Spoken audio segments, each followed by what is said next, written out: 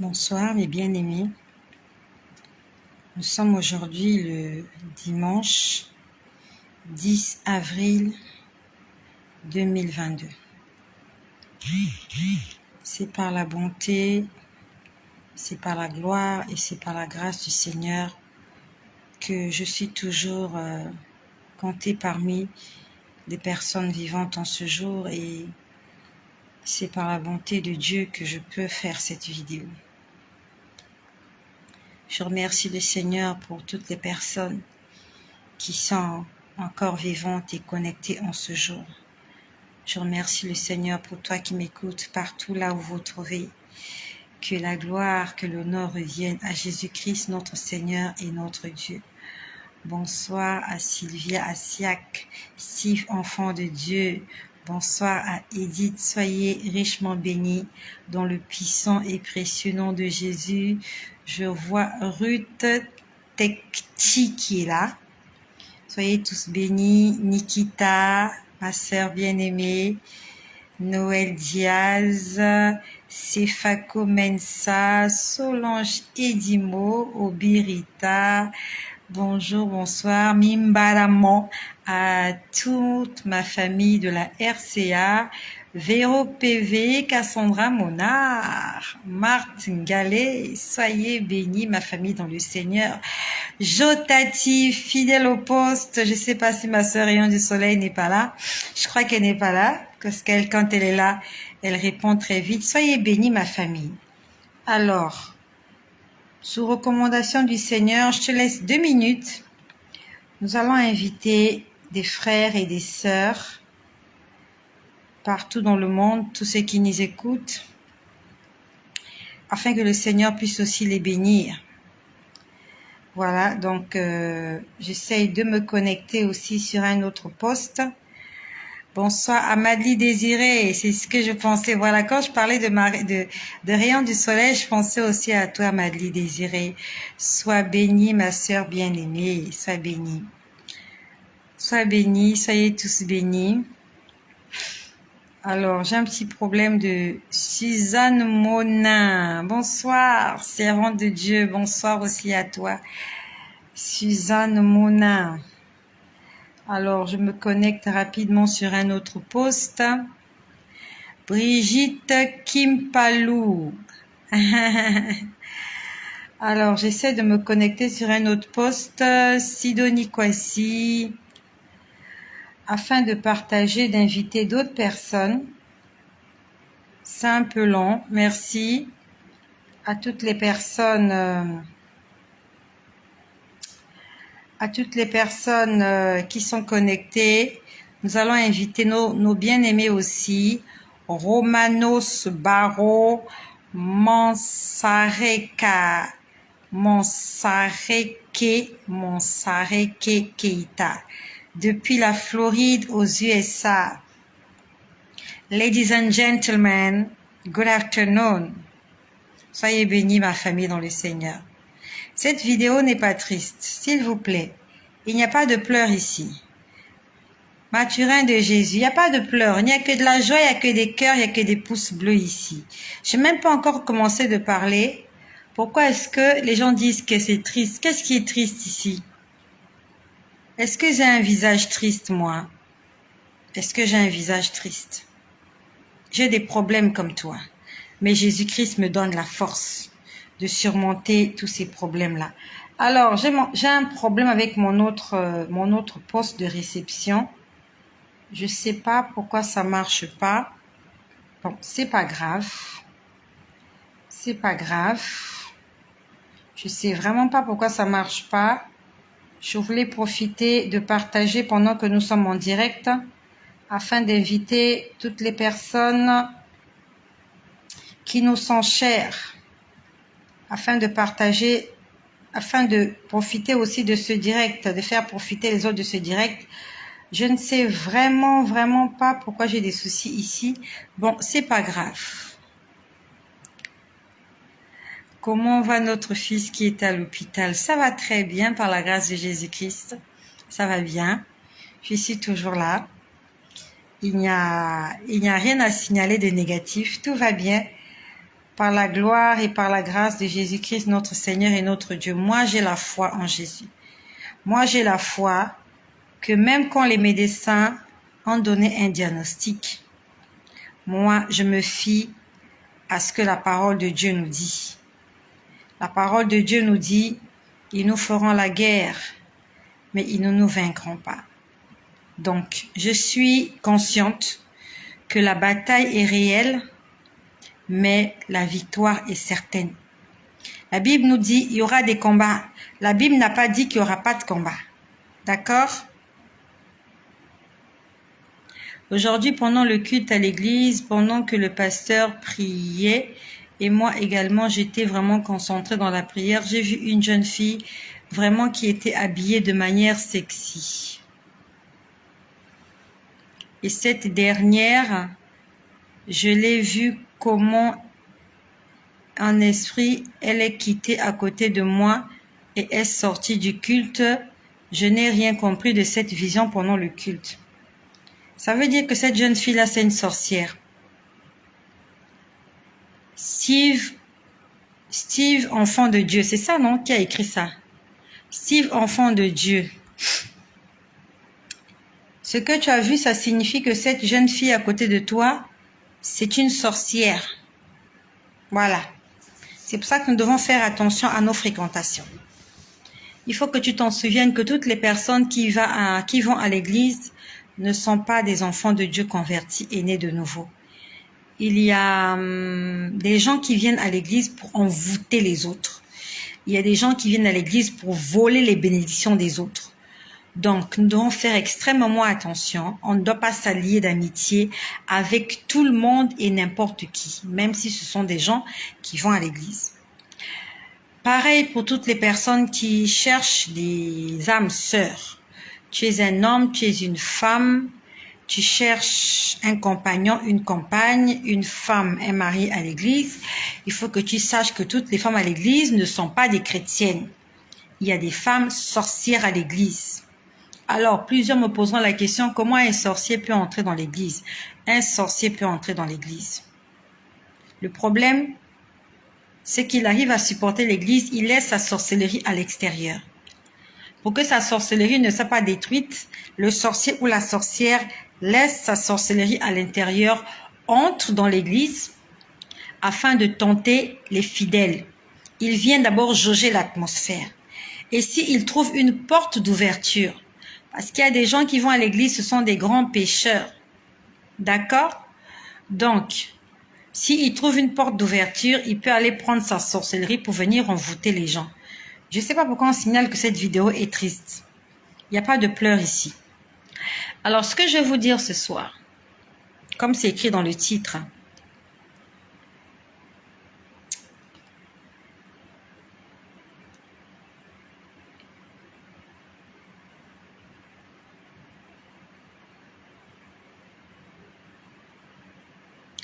donc, comme je l'ai vu dans le titre, Steve, enfant de Dieu, le Seigneur veut juste te dire qu'à l'église, il y a des sorciers.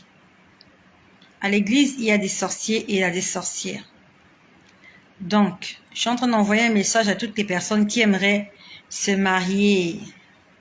Avant de te marier, demande au Seigneur, est-ce que cette personne-là sur qui tu as mis tes yeux, c'est un véritable enfant de Dieu né de nouveau? Écrit qu'un le Seigneur. Ne te marie pas par rapport aux apparences. Ne te marie pas par rapport à certains critères que toi tu aimes. La Bible nous dit que l'homme regarde à l'apparence, mais Dieu regarde au cœur. Toi, tu regardes l'apparence, tu ne sais pas ce qui se trame dans le cœur de cette personne. Donc, demande à celui qui sonde les cœurs et les reins, demande à Dieu de te guider vers la personne qui va devenir ton épouse ou ton époux. D'accord? Alors, je ne sais pas qui est en train de faire des cœurs, qui est en train de mettre de la tristesse là, je ne sais pas. Pourquoi tu mets des choses? Pourquoi tu mets des pleurs? Qu'est-ce que j'ai dit là qui te rend triste comme ça? Toi qui signale que la vidéo est triste. Bref, je vais continuer. Le Seigneur parle par la bouche des enfants. Je vais premièrement commencer à vous dire, aujourd'hui. J'ai une petite fille de 5 ans. Elle est au CP. C'est sa première année à l'école primaire. Elle fait encore des chichis comme des enfants de son âge. C'est une petite fille. Ce matin, nous sommes réveillés. J'étais en train de la prêter parce que nous sommes allés au culte ce matin. Et pendant que je la prêtais, elle a commencé à me dire des choses. C'est pour ça que j'ai écrit que Dieu parle par la bouche des enfants. Et sûrement, toi qui es parent qui m'écoutes, sûrement aussi, le Seigneur a souvent voulu utiliser tes enfants pour t'envoyer un message, mais tu n'as pas fait attention.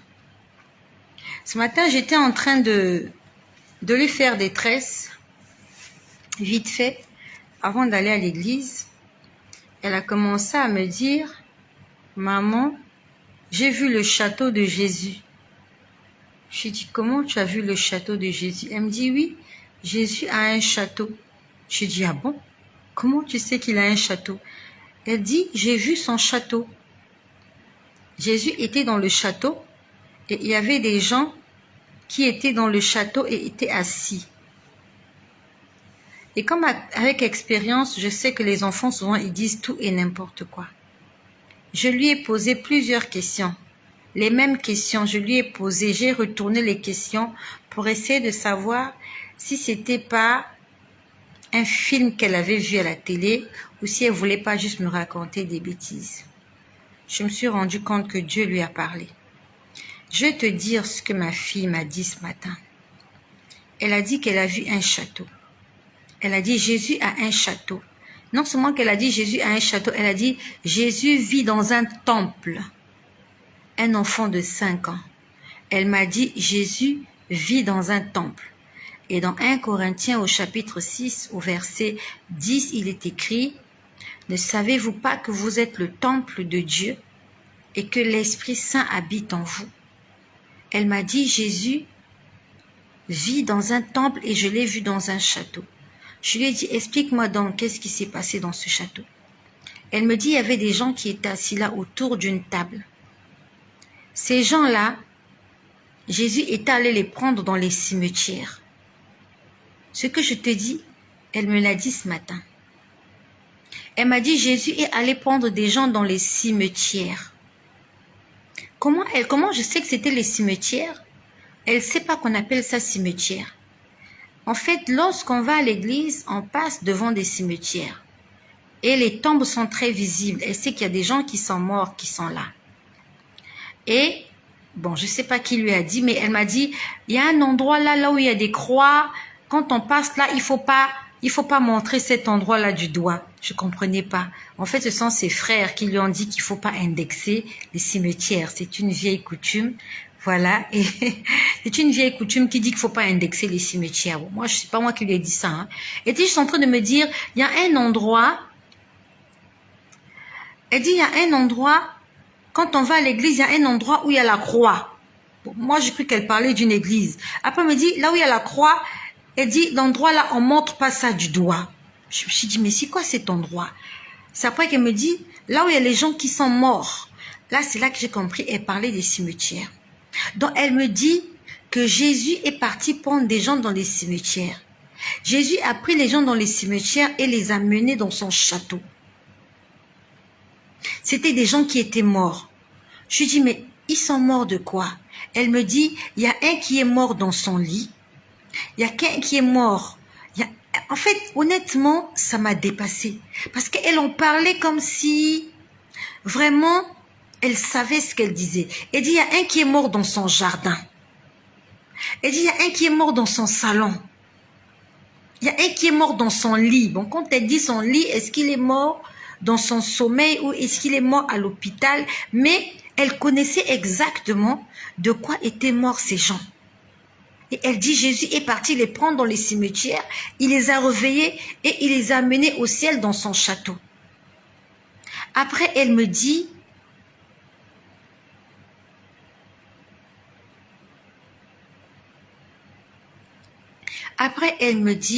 c'était comme la fin du monde. Elle me dit, c'était comme la fin du monde. Et nous savons que dans la parole de Dieu, il est écrit. que lorsque Jésus paraîtra dans les airs, les morts en Christ ressusciteront en premier lieu. Donc d'abord les morts en Christ. Ils vont sortir de leur tombe, ils vont prendre vie et ils vont monter dans les airs. Et la Bible dit, nous les vivants, nous allons les rejoindre dans les airs. Donc l'enfant a vu l'enlèvement et était en train de me le dire à sa façon à elle, avec des termes d'une petite fille de 5 ans. Elle m'a dit, Jésus est parti réveiller les gens qui étaient morts dans les cimetières.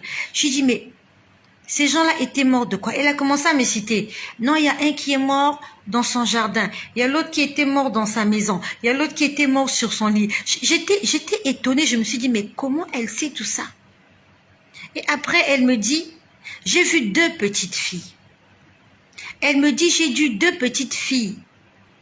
Je lui ai posé des questions, je voulais savoir. J'ai dit, mais toi, tu étais où? Elle me dit, moi aussi, j'étais dans le château. Donc, il y avait un château et il y avait le temple. Honnêtement, je ne sais pas comment elle a fait pour faire la distinction entre le château et le temple, mais elle savait dire que Jésus était d'abord dans le château et après, il partait dans son temple. Je lui ai posé la question, mais toi, tu étais où? Elle me dit, moi aussi, j'étais assise à table avec les gens qui étaient morts. Ils étaient d'abord morts. Je lui ai posé la question, quelle était la couleur de leur peau? Elle me dit, ils étaient tout blancs. Je lui dis, il n'y avait pas de noir. Elle dit, non, non, tout le monde était blanc. Quand elle dit blanc, en fait, elle parle de la blancheur de la lumière. C'était des saints. C'est pas de la race blanche.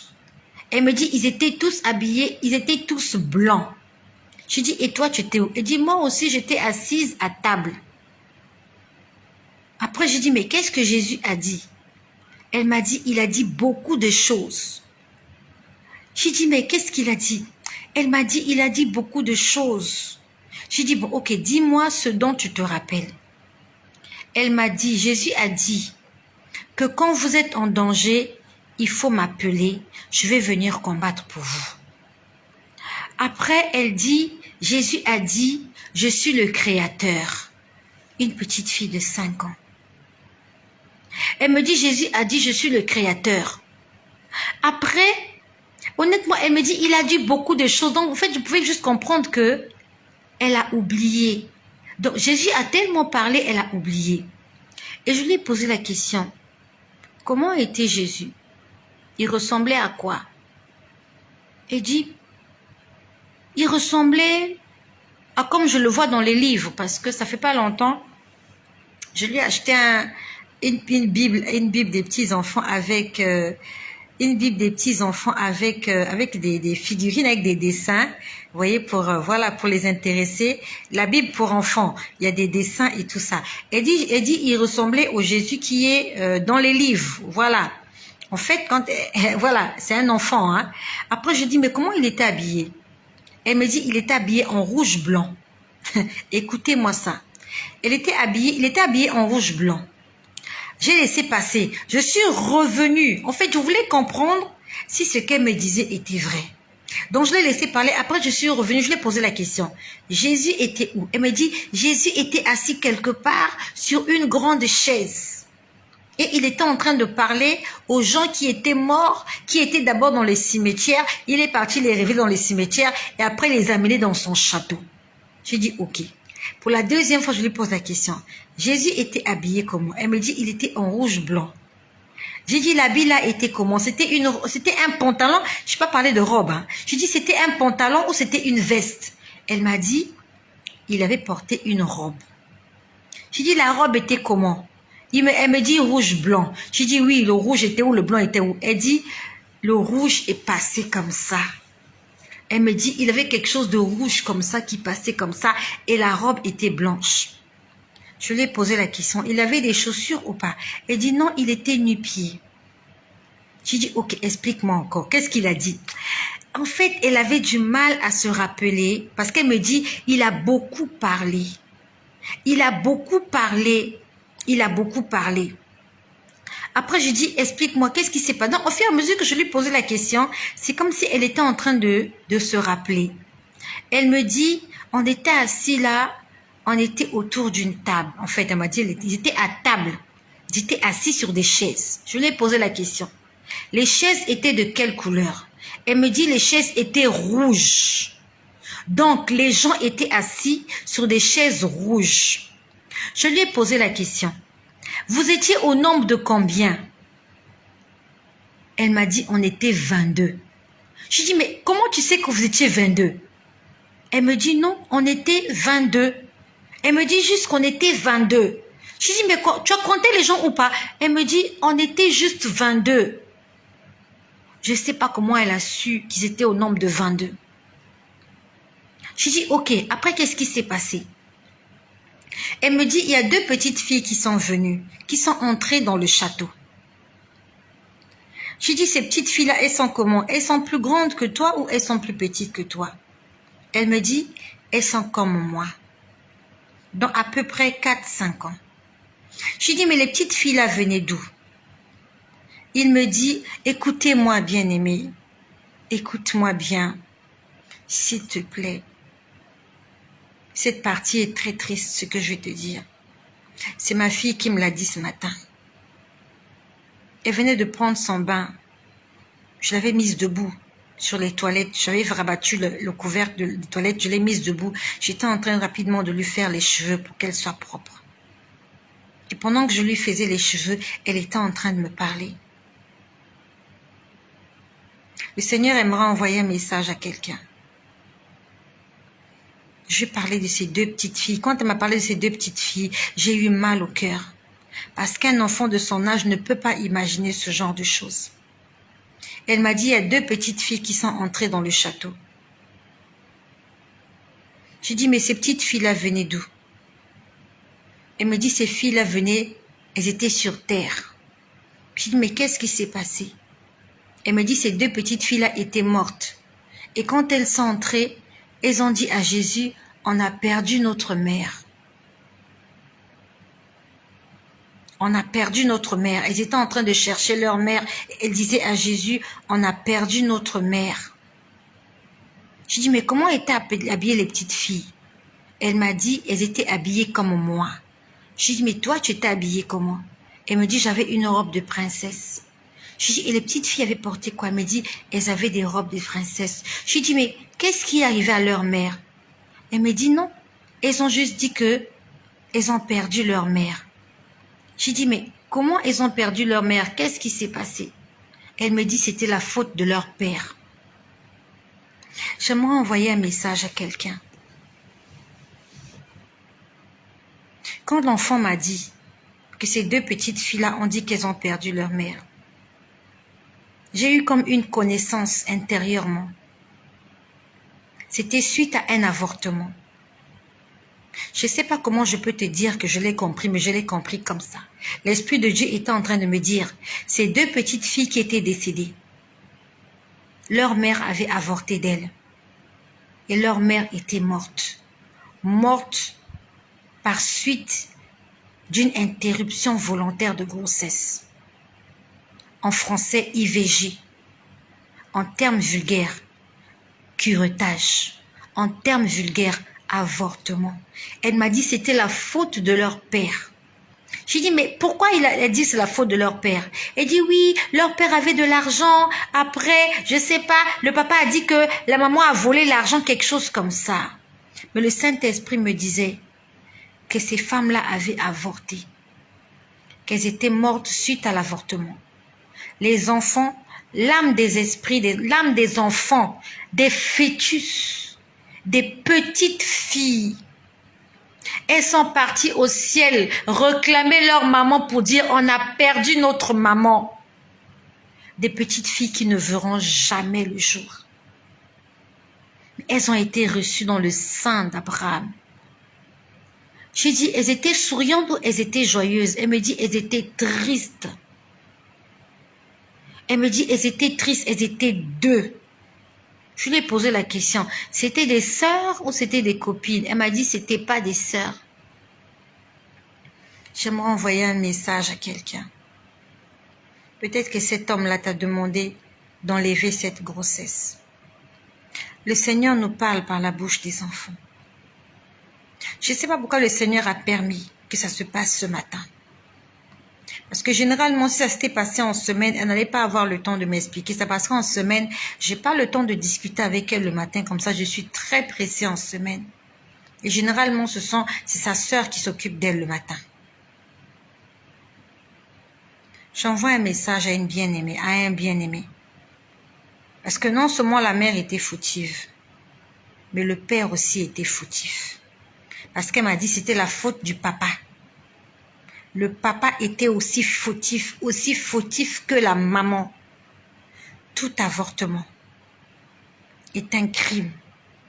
Tu es en train de tuer quelqu'un. Je ne suis pas venue te juger. Moi aussi, je suis passée par là. Et pour ceux qui sont connectés, pour ceux qui sont abonnés, je vous ai fait mon témoignage de comment un soir, j'étais à genoux. Je me rappelle de ça comme si c'était hier, quelque temps après ma conversion. J'étais à genoux, pas au bord de mon lit. J'ai 2 chaises dans ma chambre. En ce temps-là, j'en avais 2. Aujourd'hui, j'en ai 3. Et je m'étais mise à genoux contre la chaise.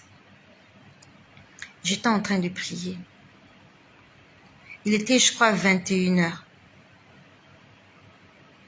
Quand j'étais en train de prier, j'ai commencé à voir des choses.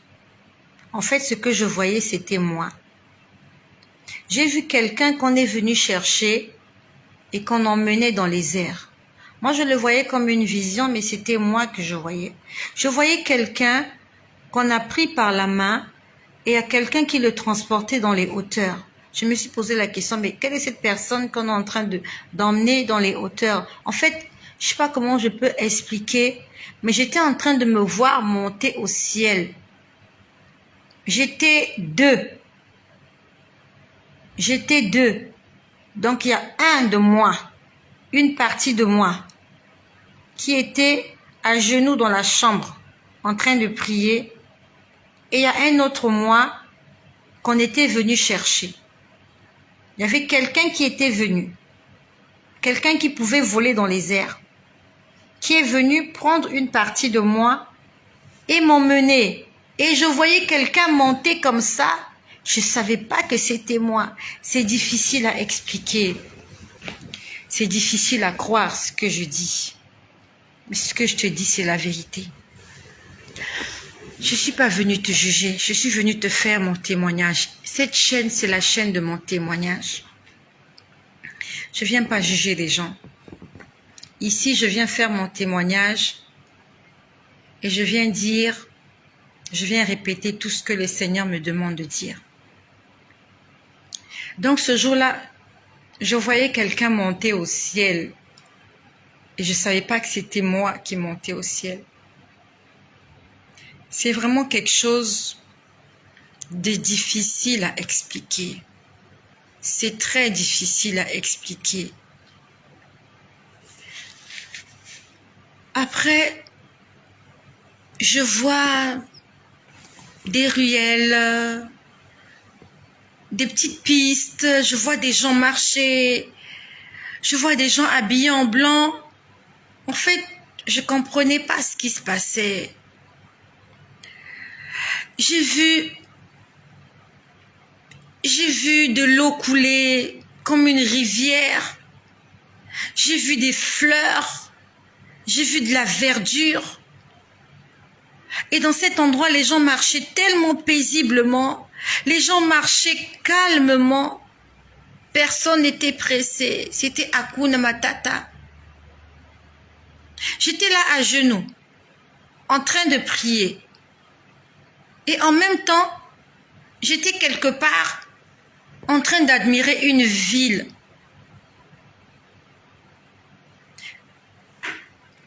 J'ai vu des gens marcher, ils étaient tous habillés en robe blanche. Personne m'adressait la parole. À la limite, ils ne parlaient pas là-bas en chuchote. Là-bas en chuchote, les gens parlent calmement. Bonjour, ça va? Ça se passe bien? Oui, moi aussi, je vais très bien. Là-bas, les gens ne hurlent pas.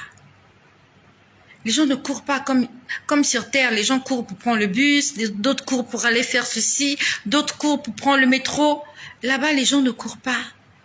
Et c'est ça qui m'a tiqué. Je me suis dit, mais quel est cet endroit où les gens marchent calmement comme ça? Les gens ne sont pas pressés, ils ne regardent pas l'horloge, ils sont pas pressés. Et après, je vois, j'ai jamais pu expliquer ce que j'avais vu ce jour-là. Je l'ai vu de loin. J'ai vu un trône. J'ai vu un trône. Je l'ai vu de loin. Il était gigantesque. Je ne sais pas à combien de kilomètres j'étais de cet endroit. Quand je dis des kilomètres, j'étais vraiment loin. Et je pouvais remarquer que cette chose était immense. Ça veut dire que si je m'étais approchée, cette chose n'a pas de hauteur. Et je le voyais loin, de loin, ça ressemblait à de la pierre. Ça ressemblait à de l'eau. Ça ressemblait à de la glu. Ça ressemblait à du verre. En fait, je sais pas comment je peux décrire ce trône. Je voyais un trône et je savais que sur ce trône, il y avait quelqu'un qui était assis. Cette personne n'avait pas de visage. Cette personne ressemblait à une pierre, ressemblait à de l'eau, ressemblait à de la vitre, ressemblait à un verre. C'est difficile à expliquer. C'est tellement difficile à expliquer comment était ce trône et cette personne. Je voyais la silhouette de quelqu'un assis sur un gigantesque trône, vraiment loin de moi, mais très visible. Et le trône et la personne changeaient de couleur. À la limite, c'est comme si toutes les couleurs du monde entier étaient dans cette personne. Je voyais du rouge, du bleu, du violet. C'est difficile. Je me suis dit, mais qu'est-ce que c'est? Mais ça ressemblait à une pierre précieuse. En fait, j'ai l'image en tête, mais j'ai du mal à expliquer exactement à quoi ressemblait cette chose que j'ai vue. Mais je pouvais sentir la puissance et la gloire dans cette pierre. C'était comme un gros diamant. C'était comme un gros diamant de toutes les couleurs. Il y avait du bleu, il y avait du rouge, il y avait du blanc, il y avait du vert, il y avait du jaune à l'intérieur. En fait, ça n'a pas de couleur, ça a toutes les couleurs du monde entier et ça scintillait. C'était incroyable.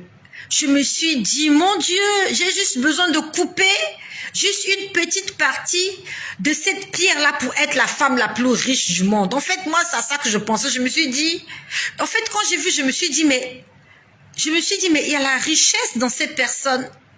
Je me suis dit, mais cette personne-là incarne la richesse parce qu'elle était une grosse pierre précieuse. C'est-à-dire que chacun de nous sur Terre peut aller couper un bout de cette personne et être... En fait, tout le monde peut être riche en allant prendre... Moi, c'est à ça que j'ai pensé. Quand j'ai vu cette chose de là, je me suis dit, mais c'est la richesse.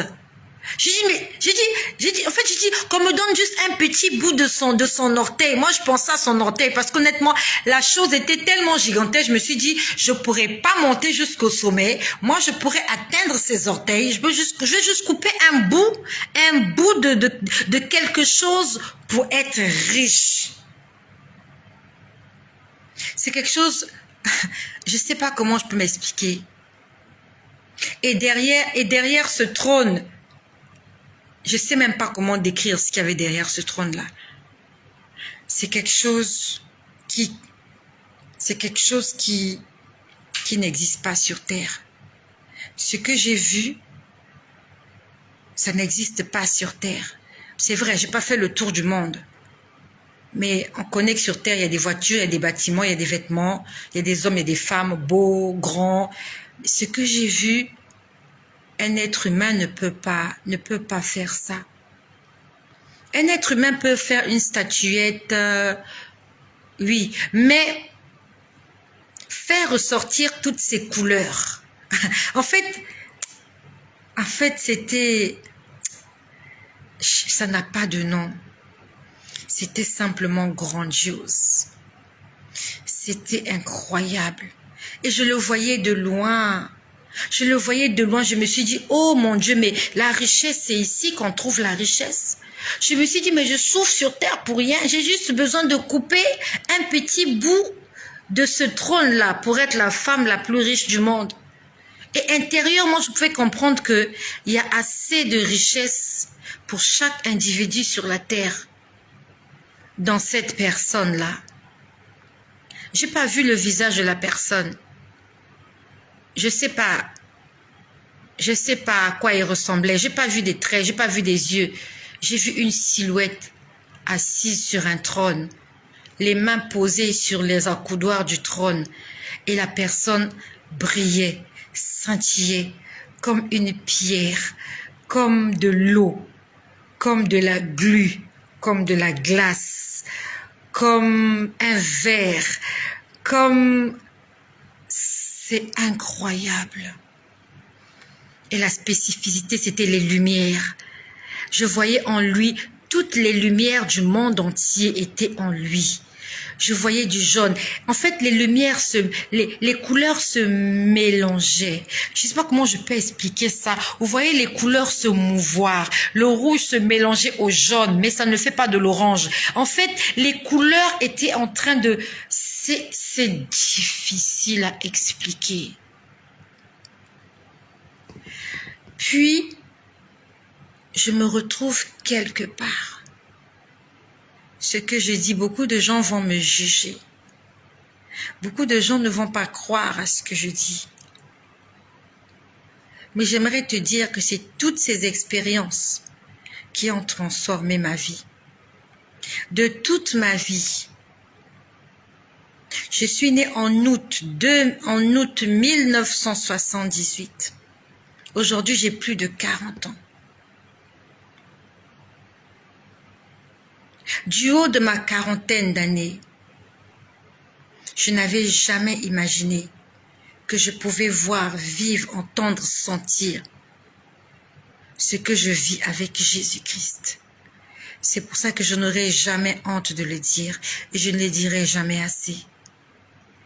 J'ai décidé de servir Jésus parce que Jésus-Christ est Dieu. Je suis désolée pour toi qui n'aime pas cette vidéo. Je suis désolée pour toi qui trouve que cette vidéo n'a pas de place. Ce que j'ai vécu, tu ne l'as pas vécu. Peut-être tu ne le vivras jamais. Raison pour laquelle tu peux pas comprendre ce que je dis. Tu peux pas comprendre la femme que je suis devenue aujourd'hui. Tu peux pas comprendre l'engouement avec lequel je vais servir Jésus-Christ. Même si pour toi, Jésus n'est qu'un individu comme tout autre. Jésus n'est qu'un prophète. Jésus n'est qu'un grand comme tous les autres, comme Confucius, comme Pythagore. Pour moi, Jésus est plus que ça. Jésus-Christ est Dieu. Ce que j'ai vu m'a confirmé que cet homme-là, dont on parle dans la Bible, que cet homme-là dont on parle dans le Coran, qu'on appelait Issa dans le Coran, dans la Bible on l'appelait Jésus, d'autres l'appellent Yehoshua. Cet homme-là qui est mort à la croix crucifié alors qu'il n'avait commis aucun péché, cet homme-là, c'est le Dieu créateur du ciel et de la terre. Ce que j'ai vu, ça me dépasse. Je suis dépassée. Je suis époustouflée. I'm amazing. I'm amazing. Je suis étonnée. Je n'avais jamais su qu'il y a un monde comme ça qui existait avec des choses qu'on aurait du mal à expliquer. Les mots me manquent. Les mots me manquent pour vous expliquer ce que j'ai vu ce jour-là. Quand j'ai fini de voir ce trône qui n'a pas de nom, à la limite, c'est difficile à expliquer. C'est simplement impossible à expliquer. Impossible. Peut-être par des effets spéciaux à la télévision, sur ordinateur, je peux essayer de faire quelque chose. Mais sur le moment, j'ai ça dans ma tête là, mais c'est difficile pour moi de vous expliquer exactement ce que j'ai vu. Puis je me suis retrouvée quelque part. J'étais là quelque part et je connaissais pas cet endroit. Alors que mon corps était toujours à genoux, j'étais en train de prier dans ma chambre. Ça s'est passé pendant que je priais dans ma chambre. C'est pour ça que je t'exhorte à prier. Aie une intimité avec Dieu. Si tu veux que Dieu te parle, passe du temps avec Dieu. Le secret, c'est ça. Passe du temps avec lui. Ne passe pas du temps devant la télé. Ne passe pas du temps sur les réseaux sociaux. Dieu ne te parlera pas quand tu es sur les réseaux sociaux. Dieu te parlera quand tu auras tout éteint et quand tu lui donneras l'opportunité et l'occasion de te parler. Tu dois tout fermer, tu dois tout arrêter. À un moment donné, tu dois tout éteindre. Tu dois dire, là, je me consacre à mon Dieu. Tu te donnes entièrement. À ce moment-là, il vient se révéler à toi. Ma vie a changé, Estelle a changé. Beaucoup de gens, au départ, quand je prêchais sur les réseaux sociaux, ils me regardaient, ils riaient parce qu'ils savaient qui j'étais.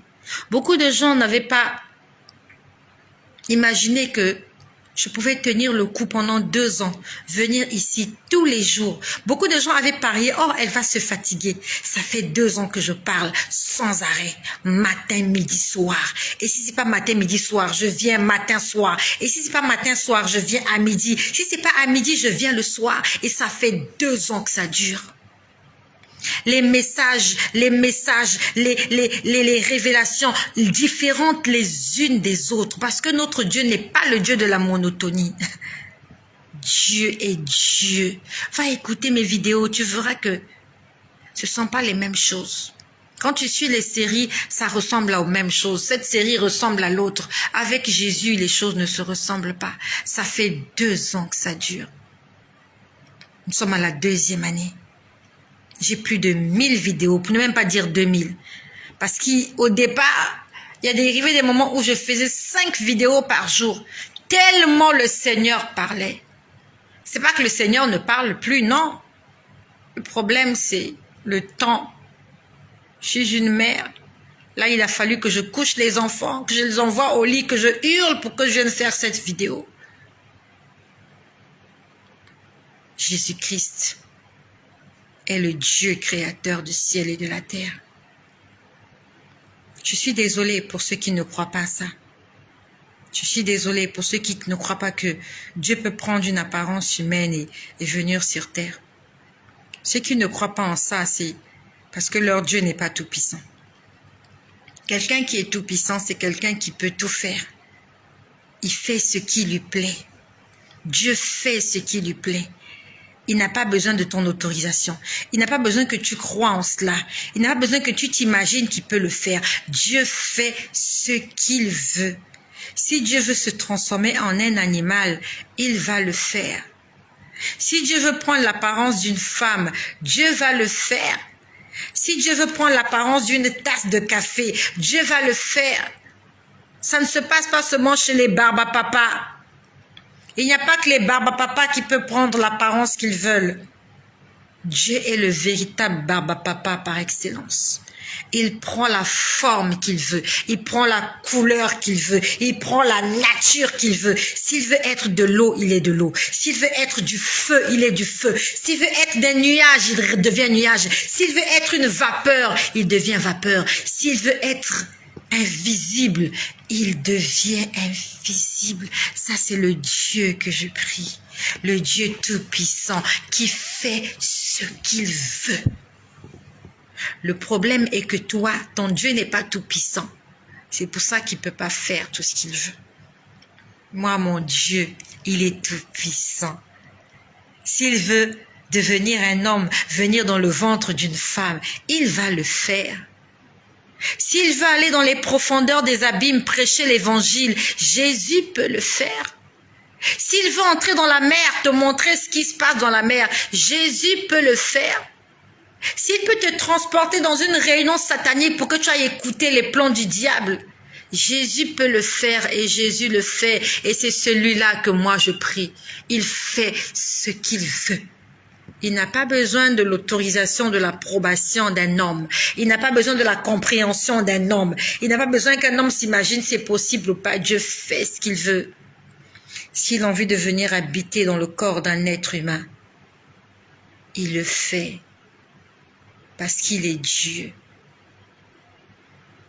Je disais que je me suis retrouvée quelque part. J'essayais de comprendre là où je me trouvais. J'étais dans cet endroit en esprit. Parce que mon corps était resté à genoux. J'étais en train de prier. J'étais à genoux tout ce temps. Mon corps était à genoux tout ce temps. Mon mari et ma fille étaient en train de dormir sur le lit. Moi, j'étais en train de prier à genoux.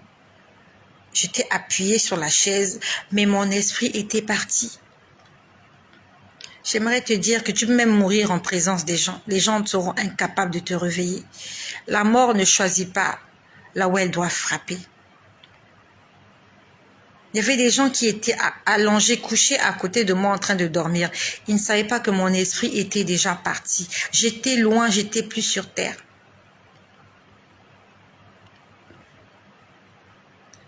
Je me retrouve dans cet endroit, je me pose la question de savoir là où je suis. Et je me rends compte que je suis en face des pieds de quelqu'un. J'étais en face des pieds de quelqu'un. Des pieds énormes, des pieds gigantesques.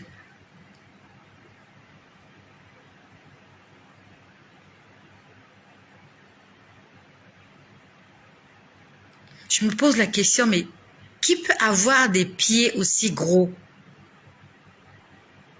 Des pieds énormes. C'est difficile à expliquer. J'avais l'impression que j'étais une fourmi et que j'étais en face d'un être humain. Je voyais des orteils de quelqu'un. Je me suis dit, mais qui a des orteils gros comme ça? C'était tellement énorme. Je me suis dit, mais je lève la tête. Je me rends compte que ce sont les pieds de quelqu'un. Et que cette personne est tellement immense que je ne peux pas la voir en totalité. Donc je me mets à reculer. Je recule. Je recule parce que je veux bien voir la personne, parce que j'étais juste à ses pieds et j'étais comme une fourmi. Donc il fallait que je recule, que je m'éloigne pour mieux voir la personne. Et je recule. Je me suis dit, mais qui est grand comme ça? Oh, Jésus! Qui est grand comme Jésus? Personne n'est grand comme Jésus. S'il y a quelqu'un que nous devons respecter sur terre, c'est Jésus. Il n'y a point de Dieu comme Jésus. Il n'y a point de Dieu comme Jésus. Il n'y a point de Dieu comme Jésus. Il n'y a point de Dieu comme Jésus. Il était immense. Il est immense, cet homme-là. Tu peux pas le mesurer. Il est plus grand que la tour Eiffel, il est plus grand que l'arc de triomphe, il est plus grand que la statue de la liberté. Notre Dieu, il est plus grand que le monde entier. Il était gigantesque. Il était énorme. J'étais minuscule. L'orgueil, tout mon orgueil était multiplié par 0. Je me suis sentie inutile, infime. Je me suis sentie misérable, pauvre et nue.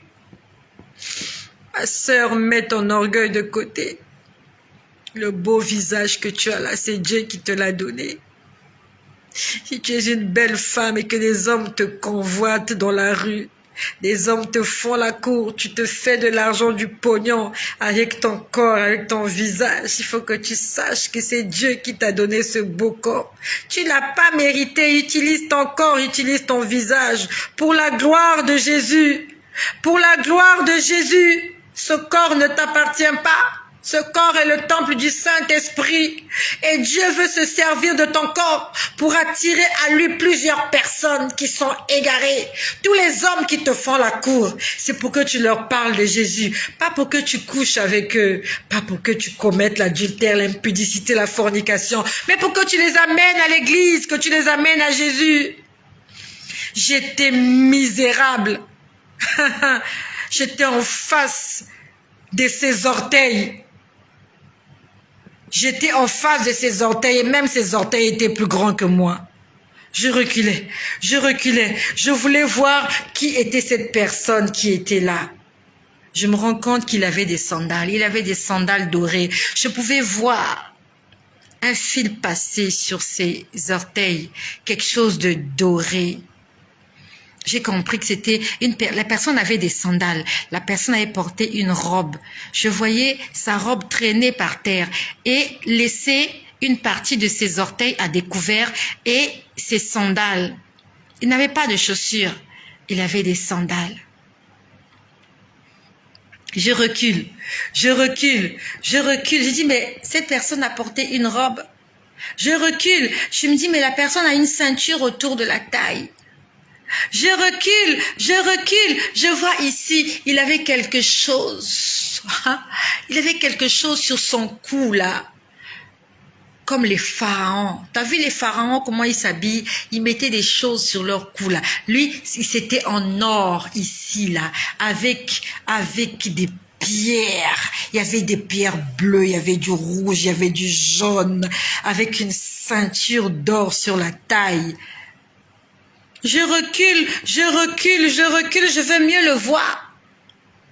Et je vois qu'autour de lui, il y a des petits enfants en train de courir autour de sa robe. Il y a deux petits enfants, oui, deux petits enfants qui jouaient à cache-cache autour de sa robe. J'aimerais me lever pour vous montrer, mais bon, c'est difficile. Vous voyez, comment je peux dire ça? Je sais que tu as déjà vécu cette histoire-là. Tu as deux petits-enfants et ils jouent à cache-cache autour de toi. Donc, il y a un qui se cache, il guette l'autre et ainsi de suite. Je ne sais pas si vous comprenez ce que je vais dire. Les enfants jouaient à cache-cache autour de lui.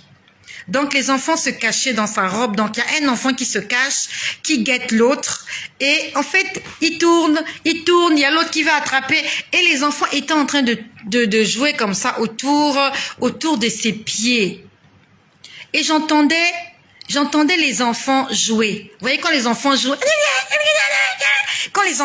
là, vous entendez le rire des enfants. C'était vraiment des enfants, des petits enfants, au nombre de 2. Ces petits enfants avaient porté des robes blanches. Ces enfants-là étaient comme des jumeaux. Les enfants se ressemblaient, avec des yeux bleus. Oui, ils avaient des yeux bleus et des cheveux blancs. Quand je dis des cheveux blancs, comme des cheveux dorés. Et les enfants jouaient autour de sa robe. Je recule, je continue de reculer pour mieux voir la personne. La personne avait porté un autre enfant sur sa main gauche. Il y avait un autre enfant qu'il portait sur sa main gauche. Donc, sa main droite, il n'y avait rien sur sa main droite. L'enfant qu'il avait porté sur sa main gauche était identique aux 2 enfants qui jouaient autour de sa robe. On peut dire que c'était des triplés parce que c'était du copier-coller. Les enfants étaient habillés de la même façon. Les enfants étaient coiffés de la même façon. Les enfants avaient la même taille. Les enfants avaient le même visage. Et je recule, je fais tout. Je fais tout pour regarder son visage. Quand j'arrive au niveau de sa tête, je me rends compte qu'il avait tourné la tête comme ça. Il regardait de l'autre côté. Donc, je voyais ses cheveux. Il avait des cheveux comme des paillettes d'or. Comme des fils d'or, voilà, exactement. Donc, ces mèches de cheveux, ce sont des mèches en or. C'est comme ça que je peux décrire ça. Ce ne sont pas des mèches de cheveux comme toi et pour moi. Il n'est pas blanc, il n'est pas châtain, il n'est pas roux. Il avait des mèches de cheveux en or. C'était frisé. Quand je dis frisé, c'était bouclé. Non, pas bouclé, frisé. Ça formait des vagues. Ça formait des vagues. Ça formait des vagues. Et il regardait à gauche ou à droite. Non, il regardait à droite. Puisque je l'ai vu comme ça. Je me suis dit, mais quelle est cette personne qui est immense? Voilà, ondulé. Merci, Francine Castel. Et c'est exactement ça. Il avait une coiffure ondulée, c'est ça. Voilà. Moi, j'appelle ça frisé. Bon, bref. Pas lisse, mais avec des vagues comme ça, comme tu as dit, ondulé. Donc, je regarde la personne. Les enfants continuent de jouer autour de lui. Et il a un enfant dans sa main gauche. Et il regarde sur sa droite comme ça. Je l'ai vu de profil. Je me suis dit, mais c'est qui cet homme immense, grand comme la tour Eiffel? Je me pose la question de savoir qui c'est. À ce moment, la personne commence à tourner son visage. Oui, ça s'arrête. Ses cheveux s'arrêtaient ici. Voilà. C'est ça, Merlin Zolo. Ses cheveux s'arrêtaient juste au niveau du cou. C'était pas plus long que ça. Ça s'arrêtait au niveau du cou, des cheveux ondulés.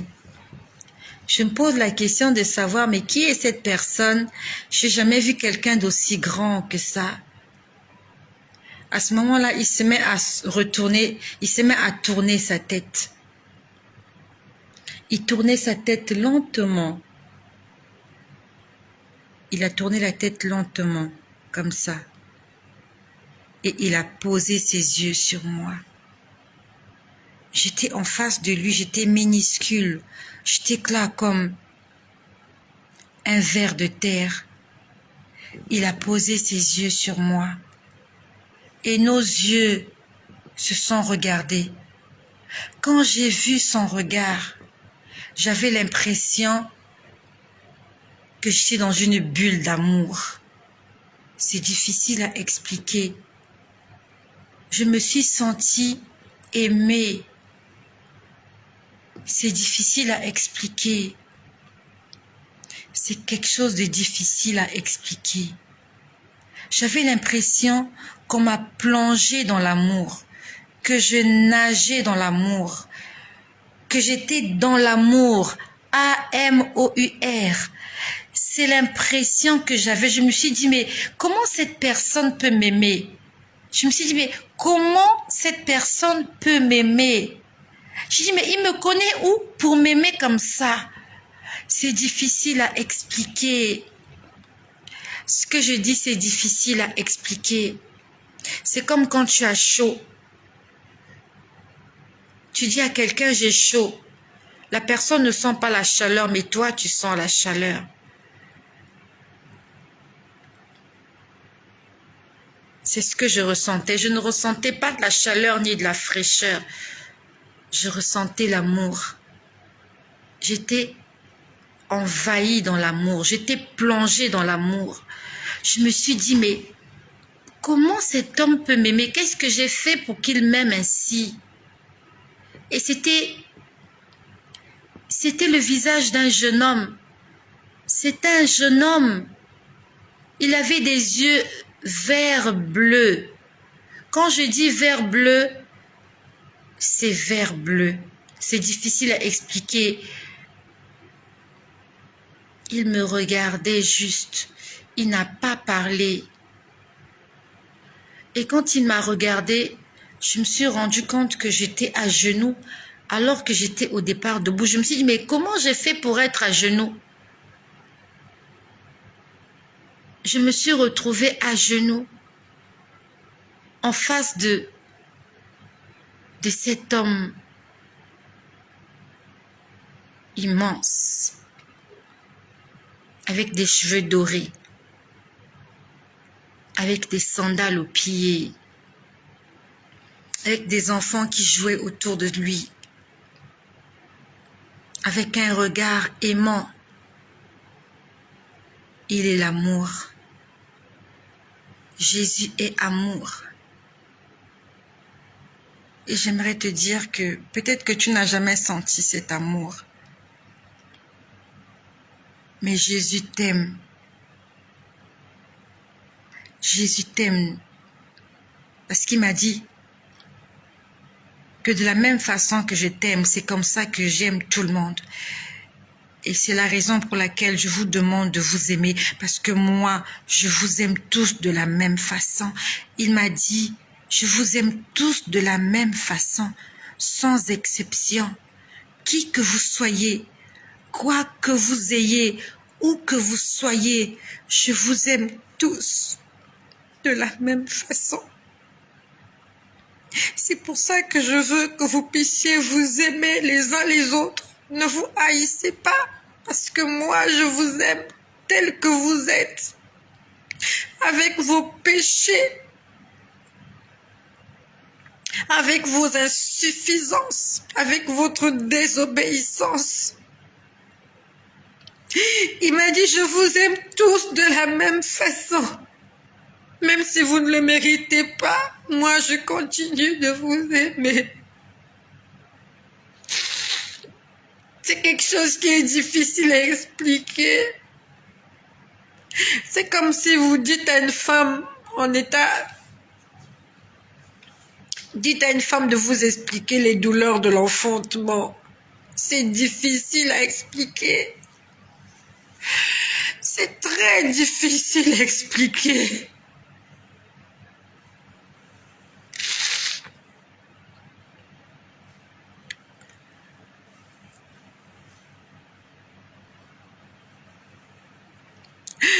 Il n'a pas parlé, il avait la bouche fermée. Mais je pouvais écouter. Dans mon cœur, il me parlait par télépathie. Il me parlait au fond du cœur et je l'entendais. J'entendais son cœur parler.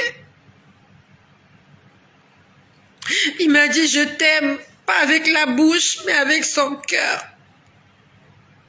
Je pouvais entendre ces mots résonner dans mon cœur. Tout ce qu'il pensait, moi je l'entendais.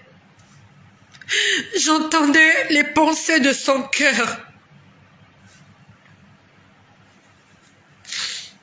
Beaucoup de gens croient que le jour où tu vas rencontrer Jésus, tu vas lui demander les richesses du monde. Beaucoup de gens croient, le jour où je rencontrerai Jésus, je lui demanderai de me donner de l'argent pour que je m'achète une voiture. Ce jour-là, j'étais en face de lui. Je n'ai pas pu lui demander quoi que ce soit. J'étais incapable de lui demander quoi que ce soit, tellement cet amour me suffisait.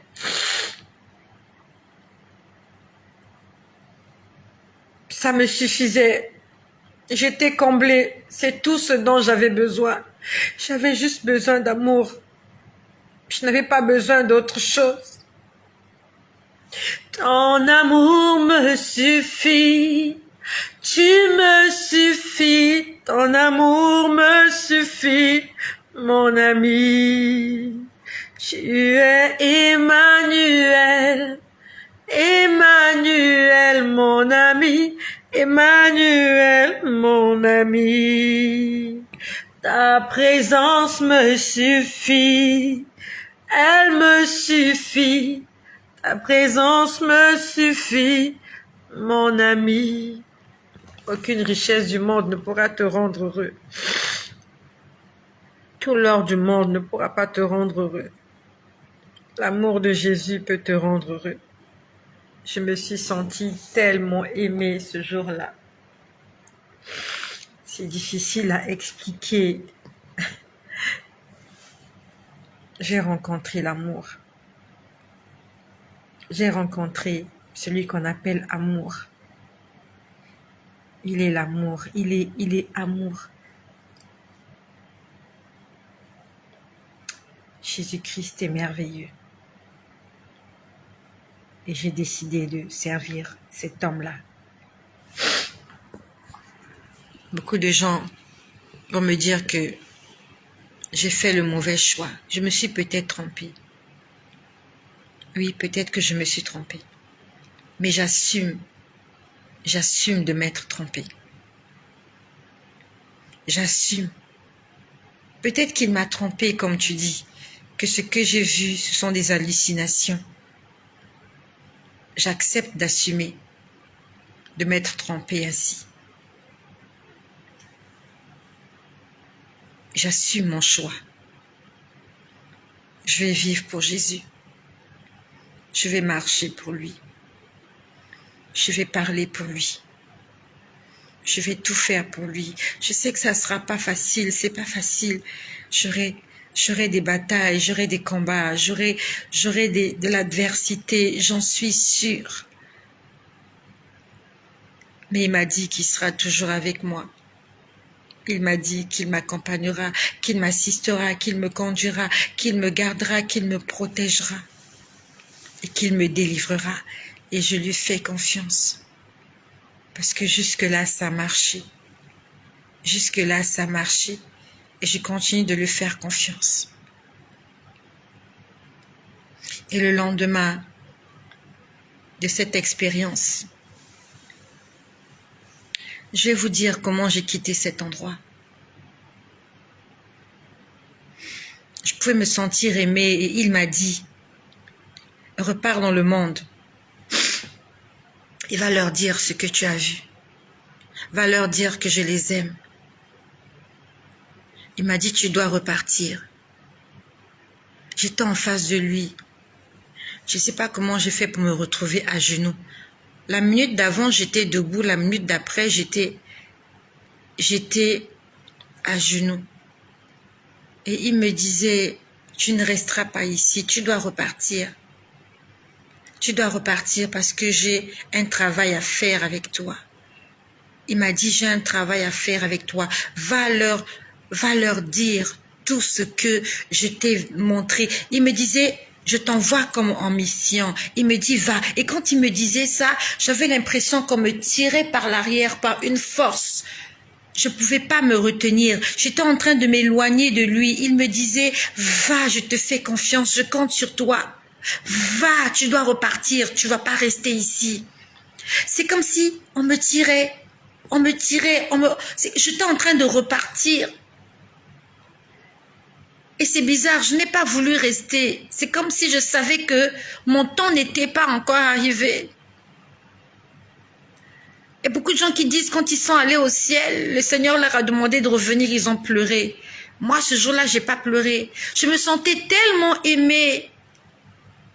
Et j'ai compris qu'il avait besoin que je revienne pour faire ce que je suis en train de faire aujourd'hui. Il avait besoin de moi ici d'abord. Un jour viendra où je partirai. Mais pour le moment, il a besoin de moi ici parce que j'ai une mission. Et il me disait, je t'envoie en mission. Il me disait, va, n'aie pas peur, je serai avec toi, n'aie pas peur, n'aie pas peur. Et j'étais en train de m'éloigner. Je m'éloignais, jusqu'à ce que je me suis retrouvée à genoux. Là où j'étais à genoux, contre le petit fauteuil là. J'ai des petits fauteuils dans ma chambre. J'étais là à genoux. Je ne sais pas pendant combien de temps. Quand j'ai commencé à prier, il était 21h. Quand je suis revenue, je ne sais pas quelle heure il était. Et j'ai commencé à réfléchir pour me dire, mais j'étais où? Qu'est-ce qui s'est passé? Mais c'était tellement réel. C'était tellement vrai. C'était pas un rêve. Je n'avais pas rêvé. C'était pas un rêve. Je n'avais pas dormi. C'était pas un rêve. C'était pas un rêve. Je n'avais pas rêvé. Mon corps était là à genoux. Je n'étais pas tombée. J'étais toujours vivante. Et le lendemain, je suis allée à mon travail. On avait une réunion avec notre responsable des ressources humaines. Pendant qu'on était en réunion, Elle m'avait convoqué dans son bureau parce qu'elle avait un entretien disciplinaire avec un agent et j'ai participé à cette réunion parce que je suis membre du délégué du personnel. Donc il fallait la présence d'un délégué du personnel à cet entretien disciplinaire. Et pendant qu'on était en train de faire la réunion, j'étais juste en face du mur blanc. Et le mur blanc du bureau de cette femme, le mur a disparu. C'est devenu comme un écran. Et je vois qu'on a écrit 3 lettres sur cet écran. Le lendemain de cette expérience, on a écrit 3 lettres. IVG. Pendant que les gens parlaient dans le bureau, moi je voyais des choses sur le mur. Et ça m'arrive souvent. Je vois des choses incroyables. On a écrit IVG. Je ne comprenais pas. Pourquoi est-ce qu'on a écrit IVG sur le mur? J'entends une voix qui me dit, tu sais ce que c'est qu'une IVG? Je dis oui, IVG, c'est une interruption volontaire de grossesse. Et cette voix-là me dit, les 3 petits-enfants que tu as vus hier, 2 qui jouaient autour de la robe à cache-cache et l'autre qui était dans la main de cet homme-là, il dit ce sont tes IVG. Le Seigneur est en train de me dire, toutes tes grossesses interrompues de façon volontaire, je les ai récupérées et ils sont à mes côtés. J'ai pleuré ce jour-là toute la journée. Je me suis sentie méchante. Je me suis sentie méchante. Je me suis dit, j'ai tué ces enfants. J'ai avorté de ces enfants. Je n'en avais pas besoin. Et le Seigneur les a récupérés. Je les ai vus. Il y a 2 qui jouaient autour de la robe. Il y a un qu'on avait porté sur les mains. J'étais en face de mes enfants et je ne savais même pas. Les enfants que j'ai eus, volontairement, je suis allée les chercher moi-même. Et quand je me suis rendu compte que j'étais enceinte, je suis allée les tuer. C'était même pas des fœtus, c'était juste du sang. Et on m'a trompé que le sang, c'était pas grave. Mais c'était des âmes humaines que j'avais tuées. Et ce jour-là, quand je les voyais, je savais pas que c'était le fruit de mon péché que Dieu était en train de me montrer. Il me disait, regarde, toi tu les as jetés, mais moi je les ai récupérés. Ils se ressemblaient tous les 3. Je ne sais pas si c'était des filles ou des garçons. Tous les 3, ils se ressemblaient. Ils jouaient autour de la robe de Jésus. Pendant que moi, maman, j'étais encore sur terre en train de faire le pitre, en train de pécher. Ces enfants-là n'ont pas cherché à venir au monde. C'est moi qui les ai cherchés. C'est moi qui suis allée commettre le péché. Et quand le fruit du péché était là, j'ai encore tué le péché, j'ai écrasé le péché, je l'ai fait disparaître le fruit. J'étais la femme la plus malheureuse du monde ce jour-là. Toute la journée, j'ai pleuré, j'avais des yeux rouges, je pleurais, je me suis sentie tellement méchante. Je me suis sentie tellement méchante. Je me suis dit, je suis une méchante mère. Je suis une méchante maman, j'ai tué des enfants. Et ces enfants-là se sont retrouvés au ciel. C'est ceux qui ont dit à Jésus, notre mère nous a tués. Et nous sommes venus ici. Comment s'appelle votre mère? Elle s'appelle Estelle. Elle nous a tués. Elle-même, elle est partie nous chercher. Après, elle nous a tués. Elle est partie voir un médecin. Le médecin a mis des choses et nous a tués. C'est comme ça qu'ils étaient partis m'accuser. C'est moi qui ai fait ça. Et nous sommes nombreuses, nous avons fait ça.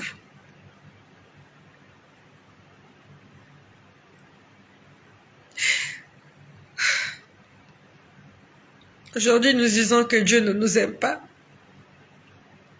Tu sais combien de femmes ont fait la même chose et ont laissé leur vie? Beaucoup de femmes ont fait comme ça et sont mortes. Moi, je ne suis pas morte. Arrête de te plaindre que Dieu ne t'aime pas. Que tu n'as pas de mari, tu n'as pas de femme, tu n'as pas d'enfant, tu n'as pas de travail, tu n'es pas en bonne santé. Tu sais le nombre de fois que tu aurais dû mourir. Mais Dieu t'a laissé en vie. Et tu oublies toute cette bonté en ta faveur et à cause de ce petit problème que tu traverses, tu es en train de maudire Dieu. À cause de cette petite situation, tu ne veux plus prier, tu ne lis plus la Bible, tu ne vas même plus à l'église. Il y a des femmes qui sont mortes, qui l'ont fait une fois et sont décédées. Ah, je ne l'ai pas fait une seule fois, je l'ai fait 2 fois. Je suis allée encore et encore et encore et encore et encore. Je suis toujours en vie, non seulement je suis en vie, il m'a encore donné 5 enfants vivants et en bonne santé. Et tu veux que je me taise devant la grandeur, la bonté, l'amour, la gentillesse de Jésus-Christ en ma faveur. L'Éternel est bon. L'Éternel est bon. L'Éternel est bon. Il est bon pour moi.